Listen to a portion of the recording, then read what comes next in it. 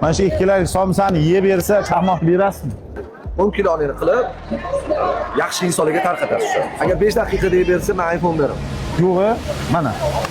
Boshqa akam so'rovimiz juda zo'r olib boryaptilar, konfetlarni ham, mana somsani ham. Bu ata siz chaqmog'ini olib kelibdilar. Ha, chaqmog'ini. Mana shu 2 kilolik somsani yeb bersa, chaqmoq berasizmi? Shunday berish kerak. Bizda obunachilarimiz yeyapti-da buni 15 daqiqada. Agar 7 daqiqada yesa men chaqmoqni beraman debman. 7 daqiqada yesa. Agar 5 daqiqada yeb bersa, men iPhone beraman. Yo'g'i, mana. Avval obuna bo'lib olish kerak. To'g'ri bo'lsin. Albatta. Menga olib Ikkalamiz. Sizga farzandlaringiz bilan oilaga olib borasiz. Siz shuni pechka tiqasiz, tandirdan uzilganda issiq bo'ladi. Bosim bog'dan maxsus Dilshod akaning o'ziga. Bosim akadan hozir mana somsani qottasini ko'rdim, lekin men ularga shart bera olmadim. Bajaraman dedilar. Bu shartingizni bering, bajaraman dedilar. O'sha gaplariga javob bersangiz ko'ramiz.